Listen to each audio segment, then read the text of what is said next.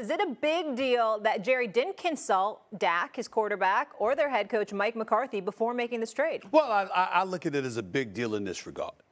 Jerry Jones basically said in front of the world, I don't give a damn what they think.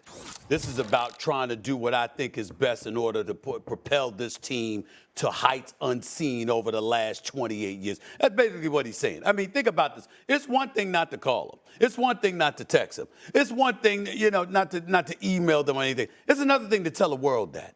And to tell it in a very matter-of-fact fashion, I'm the boss. This is the decision that I'm making. I can give two you-know-whats about what the hell you think. Your job is to go out there and coach if you're McCarthy. Your job is to go out there and win football games if you're Dak Prescott. Speaking of Mr. Dak Prescott, speaking of him, because we can't forget about him, because, I mean, that's what really this trade is all about. We want to make sure, obviously, we got Cooper Rush backing him up. We got Trey Lance, who has all this potential. We can get into Trey Lance a little bit later as to what it means, because a guy like Kyle Shanahan, to be as great as he is, to basically send you packing, okay, I think that speaks volume. All right, a couple things. One, to make this move and not tell Dak Prescott or the coach is stupid. It's dumb.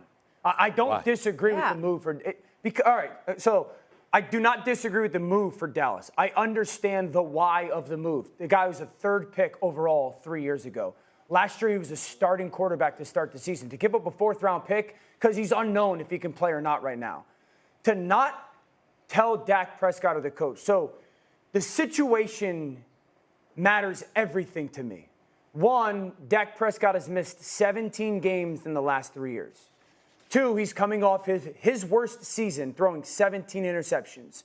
Three, his contract hit is $60 million for next season.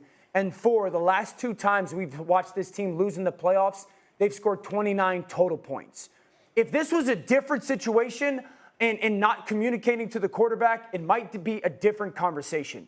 But because of all those variables attached to the situation with Dak Prescott, and we know that the pressure is incredibly high given what the contracts look like for the next season for Dallas, to do this move and not tell Dak, whether you care about what he says or not, to Stephen A's point, I don't care if you don't care what he says, but he's earned the right for you to tell him what you're going to do.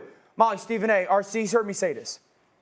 So when you start playing quarterback at a very early age, one of the things you are taught immediately is this is your football team.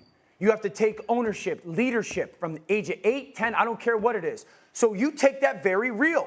You start to lead. This is my football team. I say this all the time. Quarterbacks are like hippos, very territorial. This is my football team, and there's only one of us. There's multiple wide receivers. There's one of us. It's the only position in sports like this.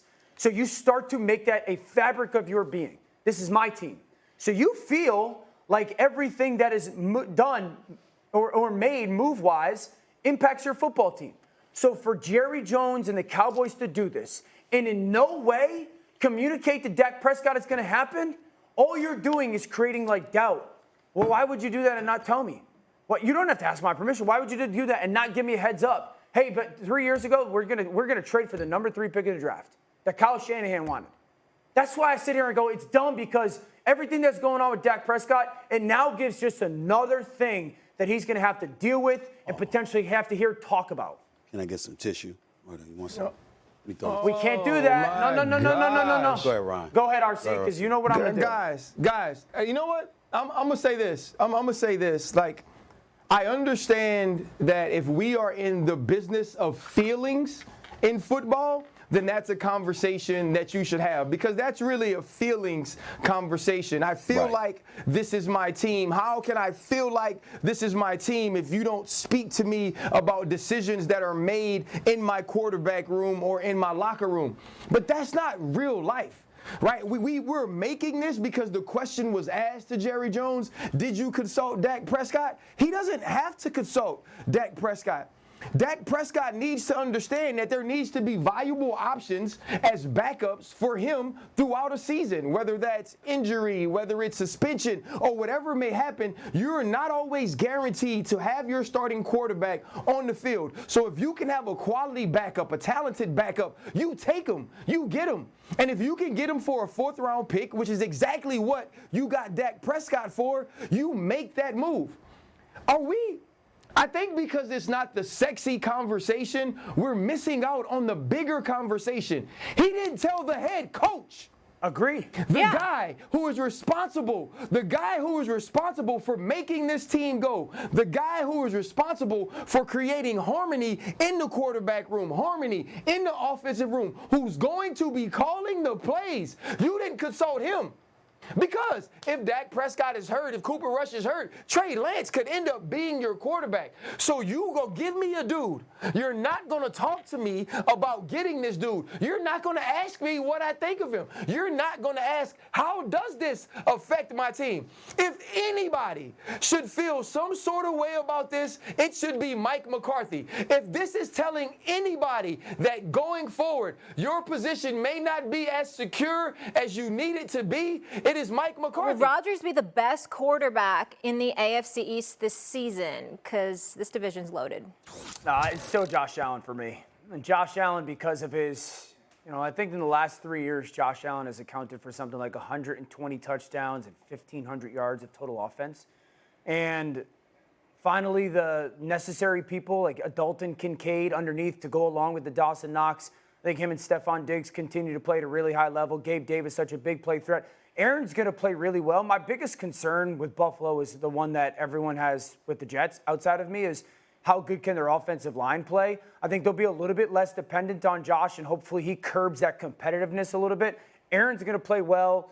This is a division that is loaded with quarterback play at a high level, but because Josh Allen's ability to, and I say this, when he's used in the way that he so often is in Buffalo, he's the most indefensible player in the NFL. And I think we get back to that just a little bit, and he'll be calmer with some of the decision-making, specifically at the end of the game. So as much as I think Aaron's going to play really well, I still believe that this year Josh Allen's the best quarterback in the AFC East, and at worst, like the third or fourth best quarterback in all of football. Yeah, I think the hard thing about this is we have to see what everybody looks like. And I could come on here and say, I think this guy's going to be the best. I think this guy's going to be the best. But that's all subjective because we have three quarterbacks in Tua Tagovailoa in Miami, Aaron Rodgers in New York, and Josh Allen in Buffalo, who can all have stellar years. And I think all of those things are going to be done differently. Let's think about the way Aaron Rodgers was able to operate this Nathaniel Hackett-led offense in his one preseason showing. He was able to keep the offensive line from having those protection issues by understanding where to go with the football, even using his legs to escape some pressure on the third down play where he just throws the football out of bounds. And then if you look at Josh Allen versus the Chicago Bears, he's rolling to the right, throws the ball all the way back across his body to a guy in the middle of the field, Gabe Davis. And so we're going to see plays like that from both of those guys. And when you have Jalen Waddle and Tyreek Hill, they can take a 6-yard pass and make it 85 yards in the blink of an eye. And so I think all of these guys in this division have an opportunity to be extremely successful this year. Here is why I would go with Aaron Rodgers. We know Aaron Rodgers will get the football out of his hand. We know that Aaron Rodgers will protect the football. If Aaron Rodgers is healthy, his numbers may not be as gaudy as Josh Allen, but he's going to have a better defense, in my opinion. He's going to have a strong run game. And if there's continuity up front in front of him, I expect an MVP caliber year from him. And I believe that that helps this team be more successful than the others. So what Aaron Rodgers can now bring to the New York Jets, I believe elevates him and them a little bit more than what Josh Allen is going to do for the Buffalo Bills. I totally agree with RC. I'm about Aaron Rodgers in this particular season simply because I think that we have to pay attention to the Buffalo Bills. When I think about Aaron Rodgers, I think about a man that has attempted 7,660 passes in his career. In that span, he's completed better than 65%. He's thrown 475 touchdowns, just a 105 interceptions. That's a better than 4-to-1 touchdown and interception ratio. We got to take that into consideration. Why does that matter with this particular question? Because that's not the case with Josh Allen. We know he's a stud. He can run with the football. He certainly can make every conceivable throw. He's an absolute stud. But on far too many occasions, he feels this need to take chances and to be a bit risky. And I think that that ultimately is the kind of stuff that came back to bite them, one could easily argue, when we look at the kind of year that he had last year. We all know that from a talent perspective, at this stage and point in their careers, you could easily look at Josh Allen and say he's the better option.